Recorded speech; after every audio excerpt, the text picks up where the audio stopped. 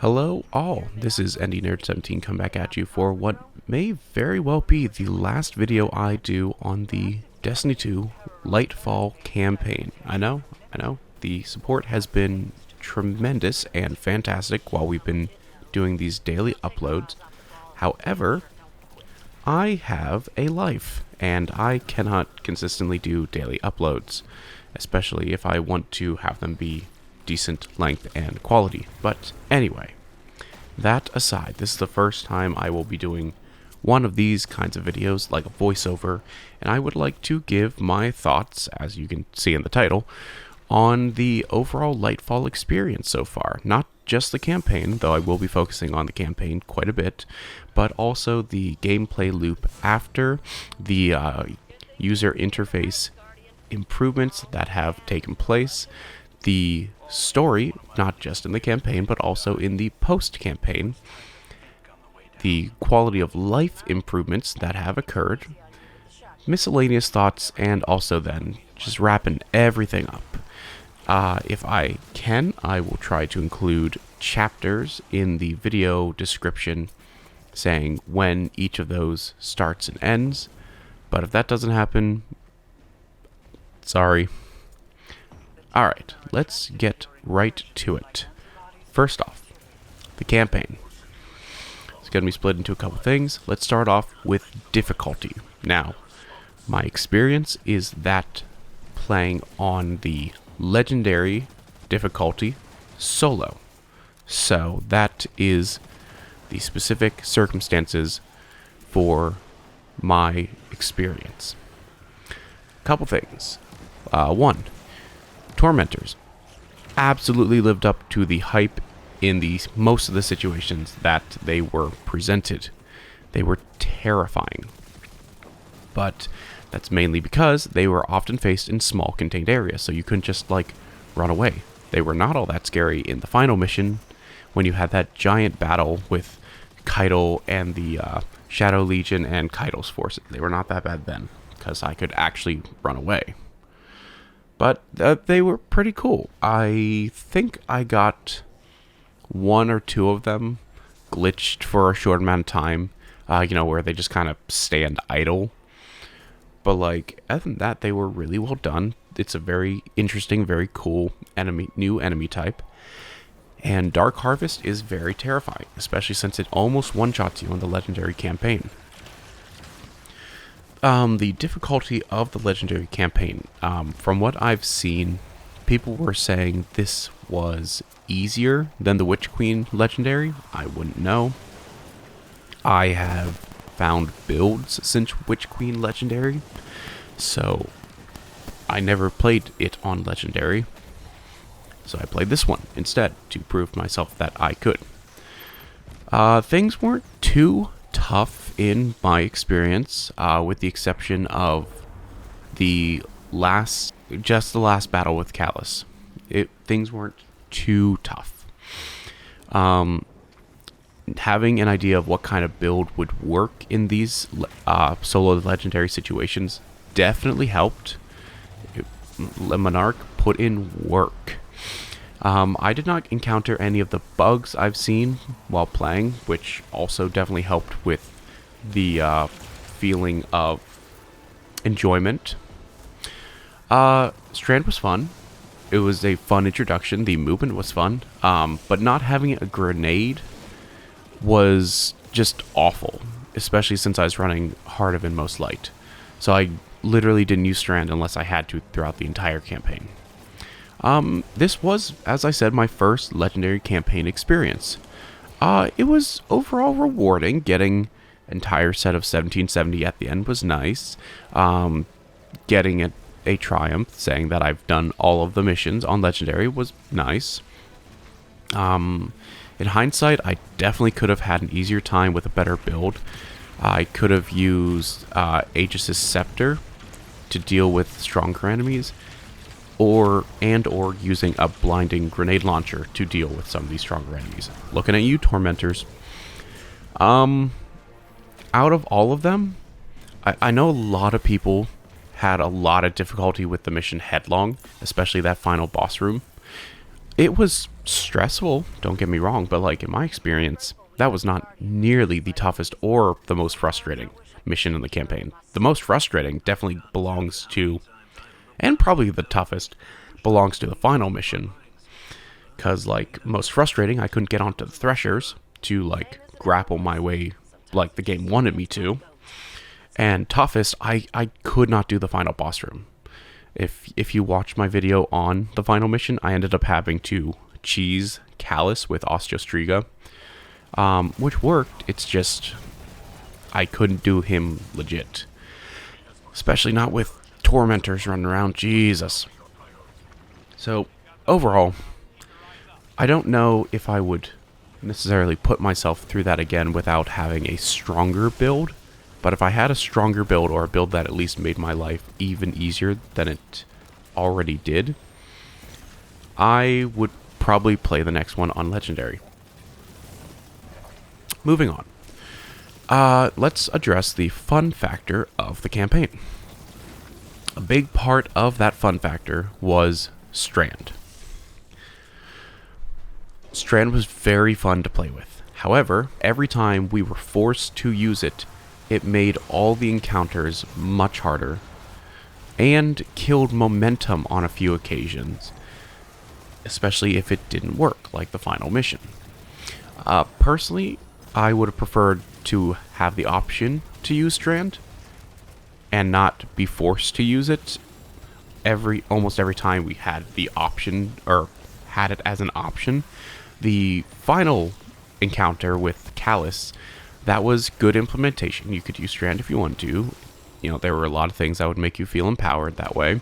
Or you could use your traditional powers. I liked having that option.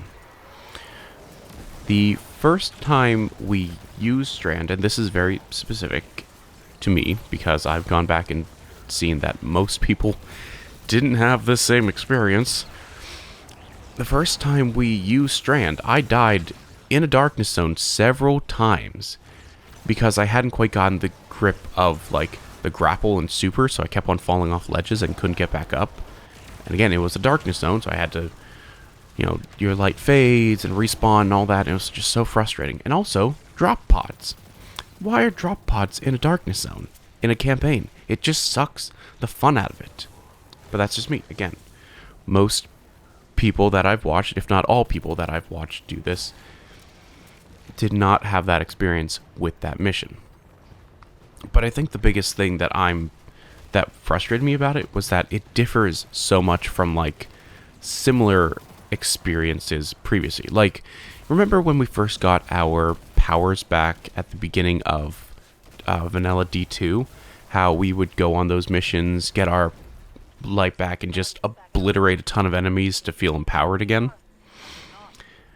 I thought this was going to be like that, where you get it for the first time, it gives you a taste of how powerful it can be, and you just, without having to worry about dying, just annihilate people. Or that also happens with some weapon quests as well. Like, last season, I finally earned the Lament, and at the end of that mission, you get unlimited heavy ammo and just waves of enemies to mow down. It's great. So I'm not sure why that wasn't done here, and it personally left a sour taste in my mouth. But again, that is only my experience. Most other people did not have that experience. Something that happened a couple days after Lightfall dropped was that the Strand fragments that were originally time-gated were un-time-gated. This was the right decision. I don't mind having time gates for the like seasonal story. It's to be expected. It keeps people's attention throughout the season. But Strand, it was a bad idea to time gate it. I'm glad they rectified that. Now people can really understand how strong Strand is. It was a good decision. I look forward to learning and using Strand. I don't know if it will become like my go-to for harder scenarios, but I'll probably end up using Strand for Crucible for the added movement, maybe for strikes, like regular strikes, Gambit, that kind of stuff. I don't think, since I played Titan, I don't think I'll end up using Strand for harder content, you know, Legend, Hero, whatever. But I know I will be using it, especially once I unlock the fragments. So, good job with Strand. I think Strand was a good idea and well implemented. Now, how fun the entire campaign was, well, about that. The encounters were generally fun, with a few exceptions. Here's looking at you, a couple of the final, like, boss rooms, the tormentors, when I was in enclosed spaces with them, and the final boss. There were a few times where it was just unbearable, but overall, the campaign was generally pretty fun. The big battle in the final mission, fantastic, no notes. There were multiple things at play here, multiple waves, multiple strategies that could work. It was very well done, and finally facing a tormentor in a larger area was a great feeling. The mix of the 3.0 subclasses, Strand, Sparrow, and tanks used throughout the campaign was pretty cool. It was pretty cool to get like a kind of taste of everything, and that was pretty neat. Personally, it wasn't very convenient to have to like rely on one loadout and infuse that as much as I could throughout the campaign to stay at light level. On normal campaign, I would have just equipped what was the most powerful thing, just random blues throughout the entire campaign, and just level as quickly as possible, deleting weaker stuff. So that's different. It's not necessarily bad. I just probably should have prepped more materials, so that's on me.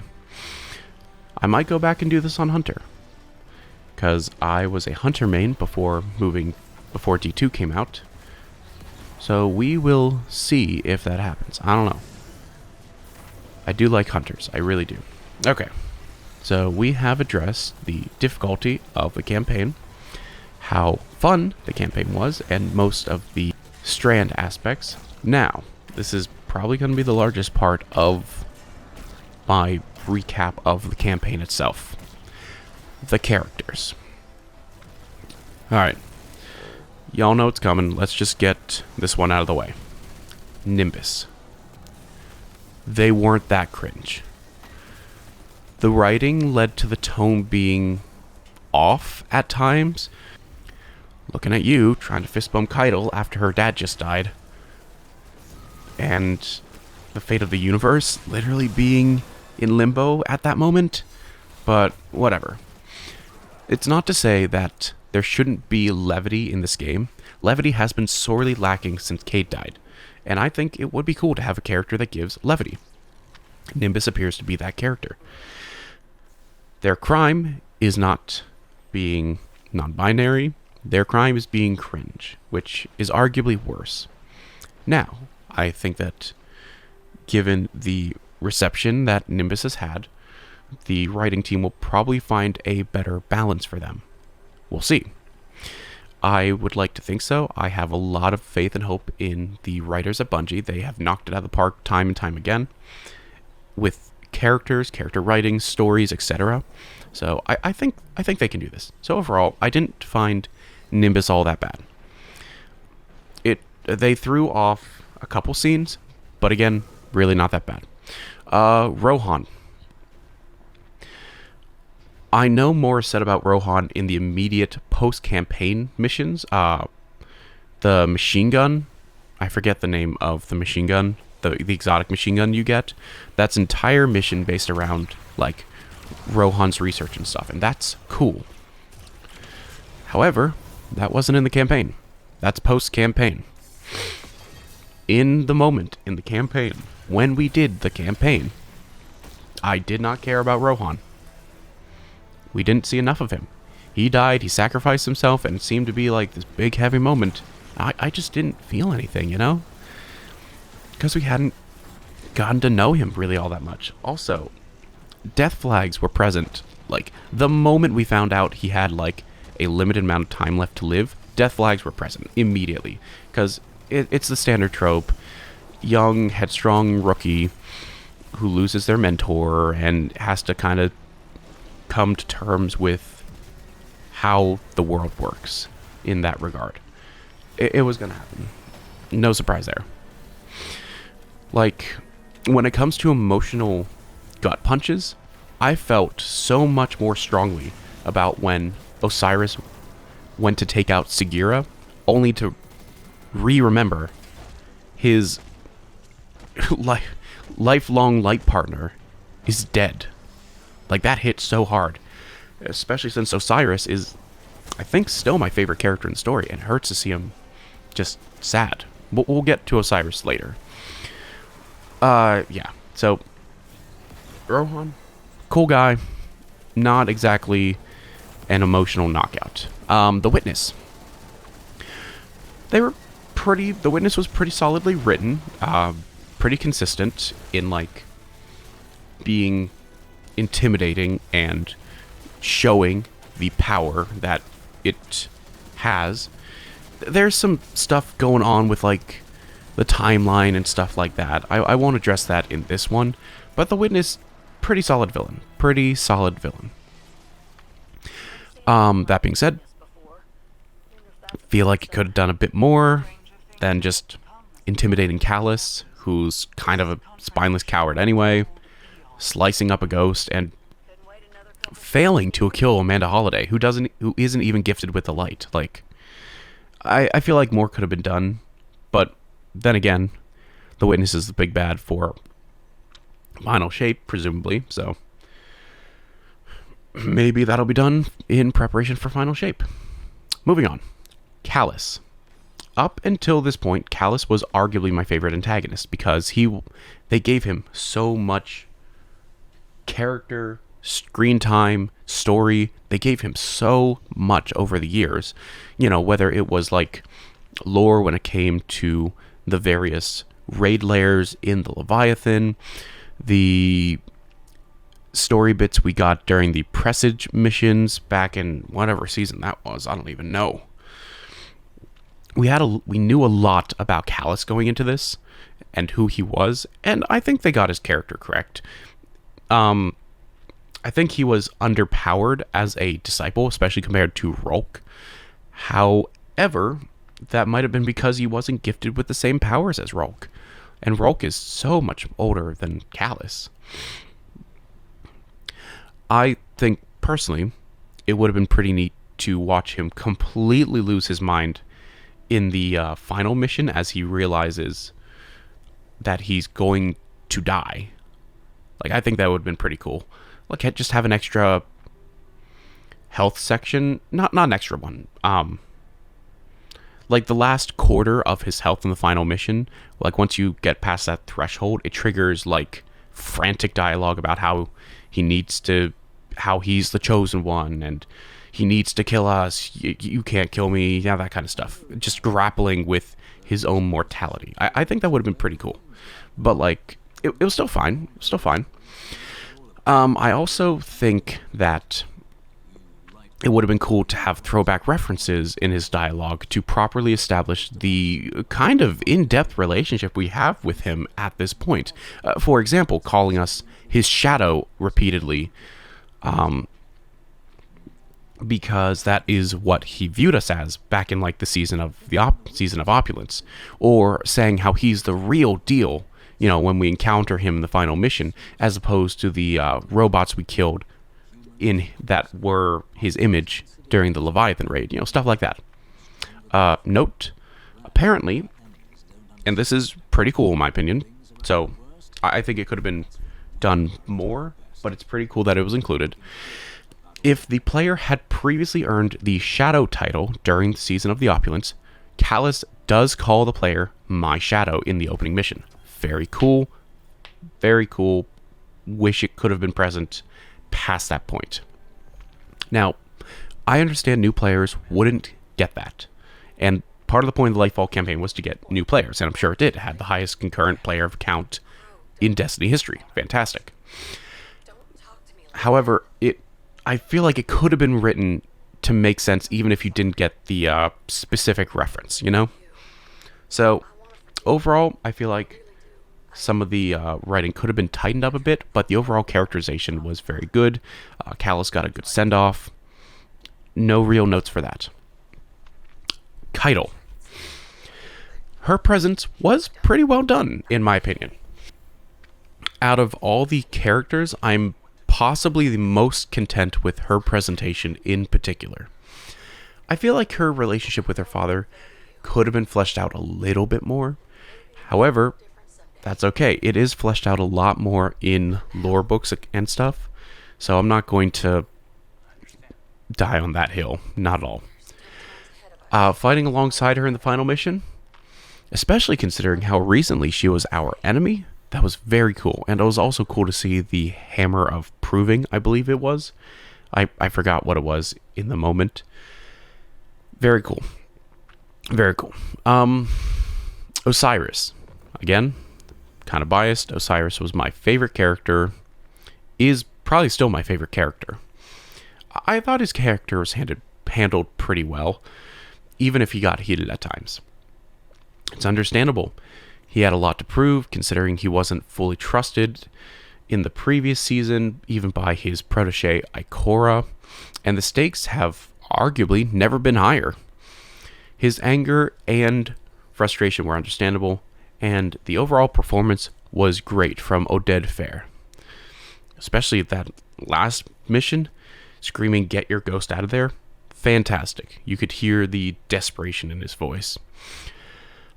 The Neomuna characters, I honestly forget half their names. There's Jiso Colorando, I think, is one of them, voiced by Nolan North. I mean, fine, cool lore bits to get. Pretty content with that. They weren't really present in the campaign, but having them be involved in post-campaign content, good idea. Very good idea. Nezarec. Now, I'm recording this, well, the day this video is going to go up, which is 2 days after the Root of Nightmares raid was dropped and beaten. So we see Nezarec, we got more lore regarding Nezarec. Very cool. After the season of the Plunder, where we gathered the little bits of Nezarec, it's very cool to hear the voice of this powerful disciple and someone who had been referenced in the story for so long. Very cool to have story and plot threads finally come together to introduce a character that had been in the background the whole time. The Whispers in various lost sectors, strikes, etc. Very cool. Very nice touch. Much like Osiris and Saint being properly introduced into the game in their respective seasons, it was very hyped to have this lore legend officially in-game. Okay, so now we get on to the characters that I probably have the most amount of critiques with, and they're also smaller characters. But anyway, Aramis, Xivu Arath, and Clovis. These were all fairly major antagonists established over the last year that simply weren't present whatsoever in this initial campaign. I understand that the raid was centered around Nezarec, so I'm not going to be mentioning him in this section because he's had a different amount of spotlight on him. But it seems odd to focus so much on those characters, especially in Season of the Seraph, only for them to not even be mentioned in this season so far, at least as far as I know. Xivu has comparable power to Oryx, which to my knowledge is right below True Disciples of the Witness. So where is she? We foiled her plan last season and she fucked off, I guess. Where's Aramis? Did the Witness drop her like an old toy? I don't want to play with you anymore. And she's gone? Where'd she go? And Clovis.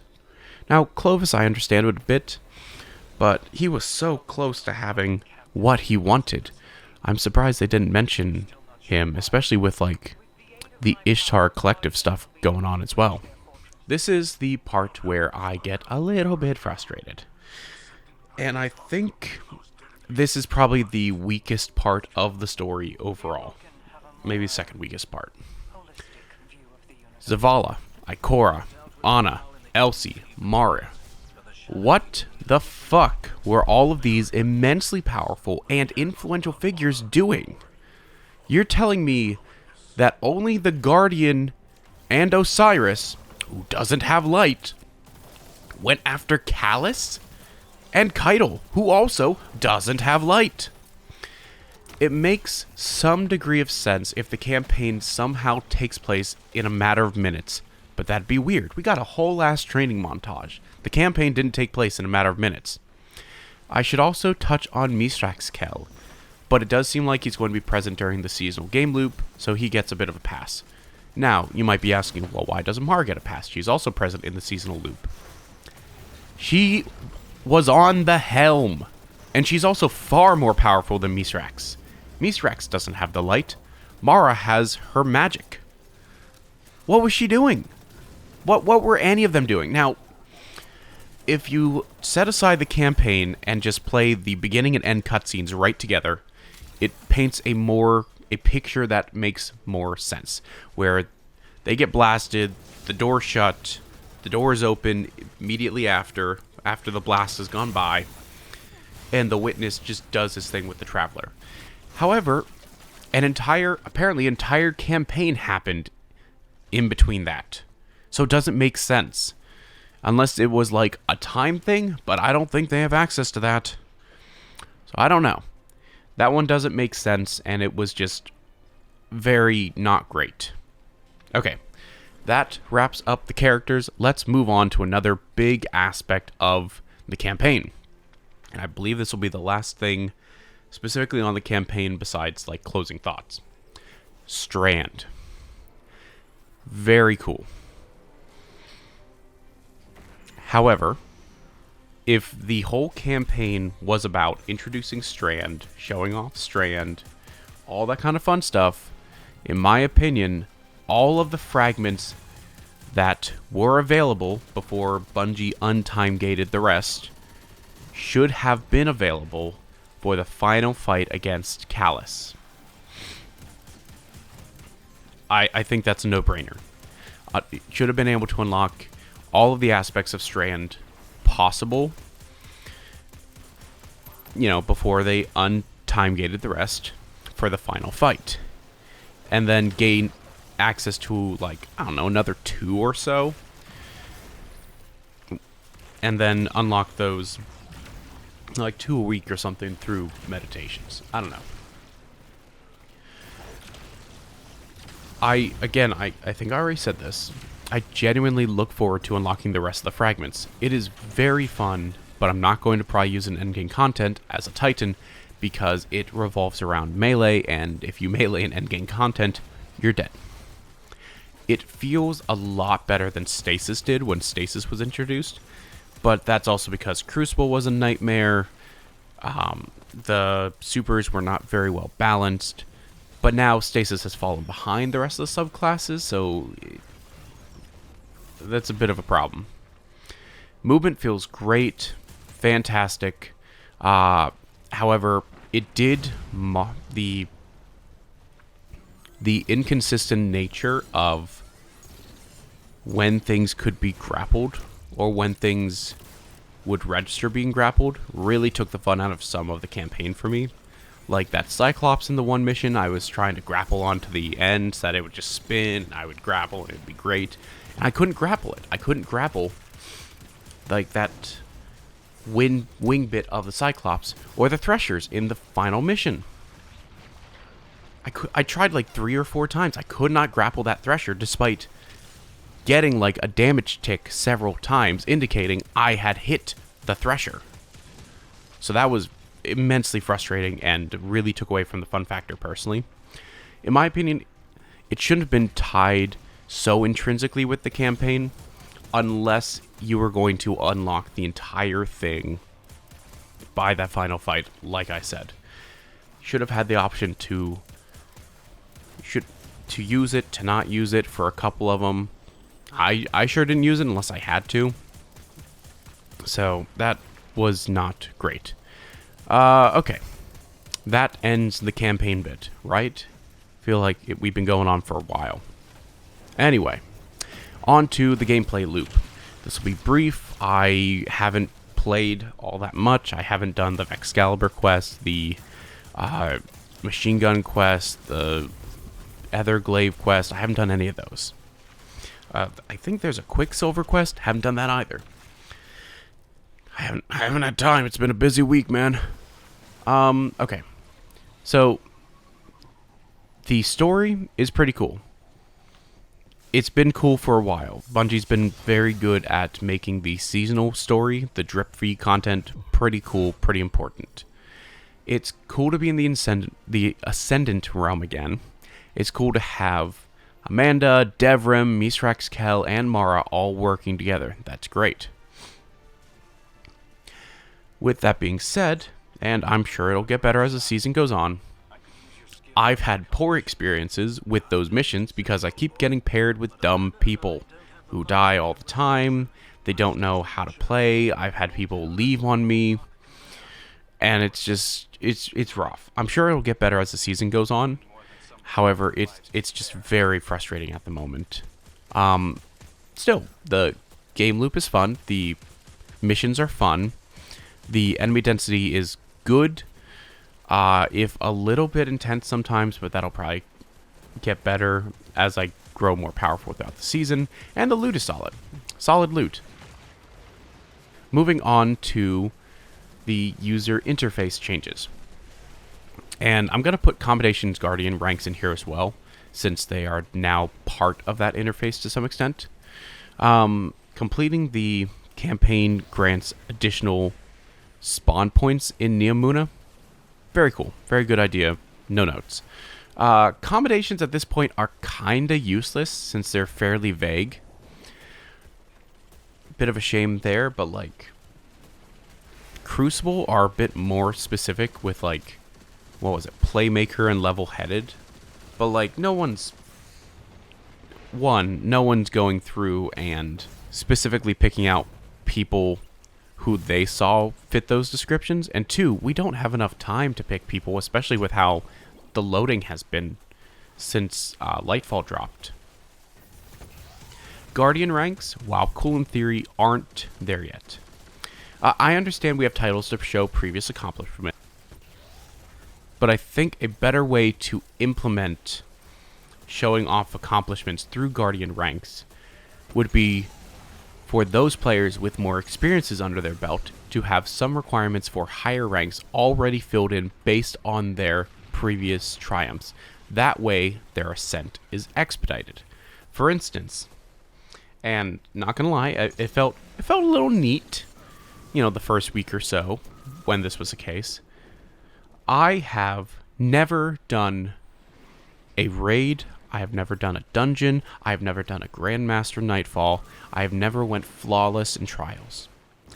And yet, for some reason, for about a week there, Dado and I were the same Guardian rank. How does that make sense?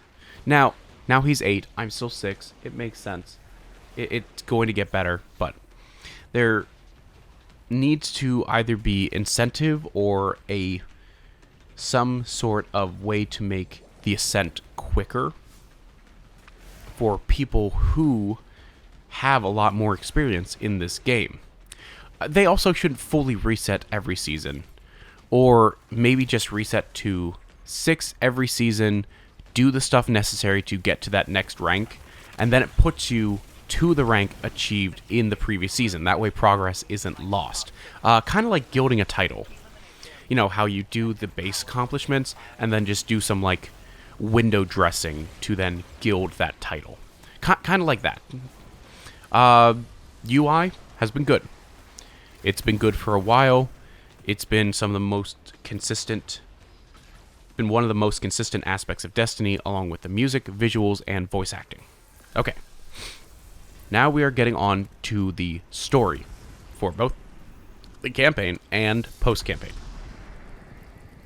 I feel like saying spoilers at this point would be unnecessary. I called Callus being the story boss and Nezarec being the raid boss pretty quickly. Like, once we got to hear Nezarec's voice in that one strike, I knew he was going to be the raid boss and Callus was going to be the story boss pretty early on. Now, the biggest complaints that are, to my knowledge, pretty valid. What on earth was the veil? What is that? Now, I think Bungie has said they're going to expand upon what the veil is later in the season or in following seasons. But that doesn't help the now. That doesn't help the campaign experience where you're trying to get a bunch of new players in and they're all scratching their head being like, what's going on? The stories doesn't make any sense. I still don't know. Apparently it is not the heart of the Traveler. But again, I don't know. I just watched Bife videos. The radio mask. What on earth was that? Was that meant to, like, suppress the veil? Like, was it a giant suppressor? And where do they get those suppressors? Was it the same power that the Tormentors have? I don't know. I don't know any of these answers. They weren't explicitly said in the story during the campaign, as far as I know. And I don't know if they've been said in supplementary lore either. Too many questions left from a campaign. In my opinion, the same way that they cut to a bunch of people when the Traveler left, we got a shot of Misrax, we got a shot of Crow, we got a shot of, Zavala, etc. when the Traveler like went into orbit. That should have also been the case, in my opinion, with the Witness cutting into the Traveler. Like, that's a big deal. And we just kind of didn't see anyone's reactions until after, and those reactions were confusing. Because, like, why did Zavala and Ikora say the Traveler was gone? It's clearly there. It's still there, visible from the helm. Sure, there's a giant-ass portal being projected from it, but, like, it's still there. I don't think the ghost said that it didn't feel the presence of the Traveler or anything. So why is the Traveler, quote-unquote, gone? I don't understand. So the campaign story, not great. Just straight up not great. It was confusing. It was inconsistent. The tone was conflicting. I wouldn't say it was all over the place, but it was definitely conflicting and didn't seem to match up with how the stakes were. To say, I think I heard Joey say this, of the Dream Team. It didn't feel like we just lost. And that's not great. That's real bad. That feels real bad, because if we just lost, why did it not feel like it? Like, I understand you can't have, like, in-game consequences to this. Like, we're not just gonna lose our light and have to use stasis and Strand for, I don't know, entire year. But, like, nothing changed. Nothing changed for us, So that was a bit weird. I echo Bife in saying that it is too late in the story to be presenting new questions and minor characters when there is a limited amount of time to wrap up plot points and already so many questions that still need to be answered. Like, sure, One Piece is still getting new stuff introduced, but, like, how weird would it be to get, like, Rox D. Zebek reintroduced into the story of One Piece with less than 5 years left into the story? Like, that would be so weird. And yet, that's what... Now, granted, I think this implementation was very good, but that's what happened with Nezarec. Like, literally, that's what happened. Now, granted, Nezarec has been dealt with, but it's still real weird. I haven't done much of the post-campaign story, but honestly, it seems to be better than the actual campaign story in terms of, like, actually explaining things, showing us stakes, giving us, like, fan favorite things back, like Asher Mirror's back. That's awesome. That's so cool, and it makes sense. It's been set up. There's been a lot of cool things post-campaign that are really admirable, like that entire mission where we go back into the Black Garden. Very cool. Very, very cool.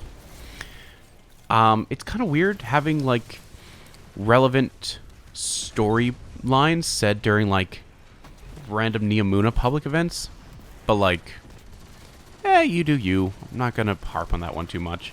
So overall, campaign story, very confusing. Post-campaign story, fantastic. Quality of life improvements.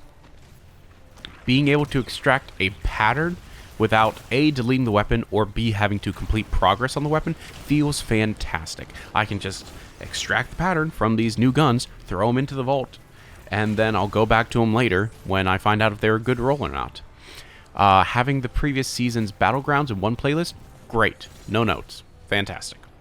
The in-game loadouts are great, especially since people have figured out a way to equip the loadouts without having weapons. That way you can switch up the weapons, but have like a base thing of like, okay, so this loadout works for these types of weapons.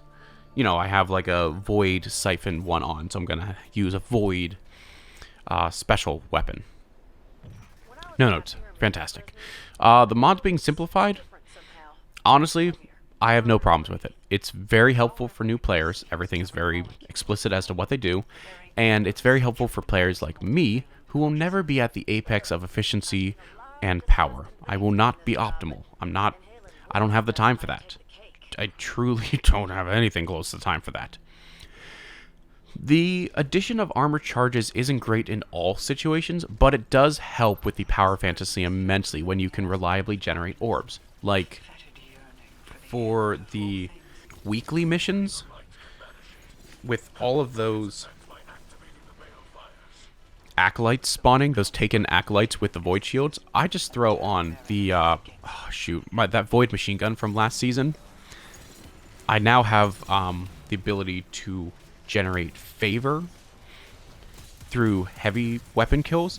And there's a mod that whenever you break a void shield or a shield of a matching element, you generate an orb.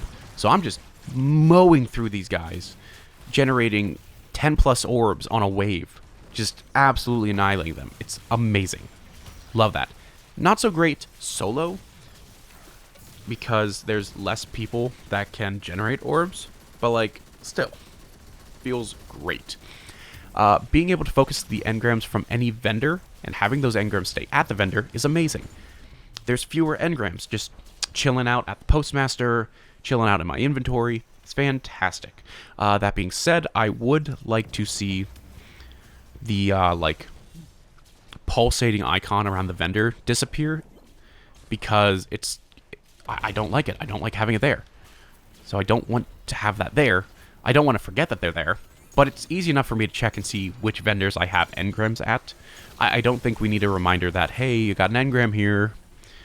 Oh, and somebody pointed this out, and I'll take their word for it. Having a visual of checkpoint reached for the campaign, fantastic. It was so useful. Okay. Moving on to the second to last section, Miscellaneous. Not getting Crucible tuned much or having any new maps feels pretty bad. There's also been a problem with players and weapons appearing like translucent in the Crucible that it just kills fun. Utterly kills fun. It's so bad. And the new maps thing hurts, especially since people have been posting old maps that I'd forgotten about, which is not... I didn't forget about them because they were bad. I forgot about them because I just have bad memory. It highlights what no longer exists, and man, do I miss some of those maps. Some of those maps were so much fun in D1. It almost makes me want to boot up D1. I don't know if I actually can, but, you know. Gambit not getting touched hurts too. Gambit's been bad for a while. Nobody... It's a commonplace thing at this point. Nobody wants to play Gambit. I used to love Gambit. When it first came out, oh man, it was my shit. I felt so cool throwing on Risk Runner and just annihilating the Elixni opponents. Fantastic. It's a great idea. PvEVP is great. But it's only gotten worse since, like, what was it, Season of the Drifter? It's only gotten worse, and it's so bad. I haven't played, like, strikes yet besides the Nightfall, so I don't know how those, like, newly tuned strikes play, but I'm not opposed to them being more difficult. Now, personally, I would have it so that if a strike is going to be made more difficult throughout, any time gates on the boss, or health gates on the boss, should either be eliminated or reduced, so that if you, like, slog through an entire strike that's more difficult, longer, more tedious, whatever, you then get to just annihilate the boss. Just bam, gone. Like Warden of Nothing at the end of last season. Even playing, well, now granted, Legend wasn't that difficult, at least last season, but anyway, even matchmaking with randos, I never had to fight through that boss. We annihilated it very quickly, so that we never had to fight any enemies spawning. Very cool. Hey, where's Kvostov? I know we got that hand cannon from, like, the promotional material. Where's Kvostov? That'd be pretty neat. Maybe that's coming later. If it is, cool. Maybe this won't age very well. Last part of the section, the price. Now, price is very subjective. I'm not going to say what you should feel about price. I can only speak on myself. Personally, I play this game enough almost all the time, except for, like, what was it? Season of the Worthy? Season of the Dawn? Something like that. I barely played. So I know I will, if the justification for the price is the hours spent on it, I know I will be playing enough to justify the $60 price point, for sure. However, the campaign plus Strand, if that was the thing for $60, that sure as hell was not worth $60. However, it's not. It's the entire season, it's the gameplay loop, it's the raid, it's so many other aspects. So, personally, I think it's a good price, but again, I've gotten rank 100 on the season pass for 4 seasons in a row now. At least rank 100. So, I'll be putting in the work and the time to justify it personally. Now, closing thoughts. Overall, the farther I get away from the campaign, the more I enjoy this content, this loop, and the game overall. There are still problems for sure. The campaign narrative was not great, but overall, it's a good time. Neomuna is a fantastic location. Strand is a great addition to the game. Guardian ranks and Commedations are a good idea that need to have better implementation. But yeah, overall, I'm pretty content with everything. Personally, I'd give it, like, the campaign itself, probably like a 6 out of 10. But everything else included, and, like, take into account what I saw about the raid and stuff, good 7.5, 8 out of 10. Might even go up higher than that once I play through the, what was it, corrective measures, I think, the exotic machine gun and the Vexcalibur missions might go up, because if those missions are awesome, like Seraph Shield, cool, even better. So yeah, overall, definitely some work could be done, but, like, it is not, it for sure does not deserve the 5 out of 10 IGN gave it. It does not deserve the mostly negative reviews that people gave it on Steam. I'd say it's a pretty solid expansion. Maybe not as good as others, especially when it comes to the campaign. However, overall, very, very good. So yeah, those are my thoughts on the Lightfall campaign and expansion so far. Now granted, we're about to enter week 3 when I upload this, but, you know, the raid is over and done, campaign is completed, a lot of stuff has been done, so I think this is a decent time to post this. Anyway, thank you if you've got this far. Thank you for watching and listening. It's a little bit sad that daily uploads are going to be ending. However, I'm simply not going to have the time to daily upload. It's been fun. It truly has. The response has been great in terms of views, likes, etc. It's really popped off, you know, for me, considering I was getting like 10 views a video, and now one of the campaign videos has like 250 plus. That's fantastic. I love that. However, it's not sustainable unless I want to just put out boring content. And, like, sure, I can. I can just put out a video on my... I think I'll probably put out a video on the Excalibur mission, the corrective measures mission. I'll probably do that. So we'll see. We'll see how things go moving forward. I don't have the time. I really don't. Unless I can edit them elsewhere. Not at home, but we'll see. Anyway. Thank you. Thank you, thank you, thank you. Genuinely and truly, thank you. This will be NDNerd17, signing out.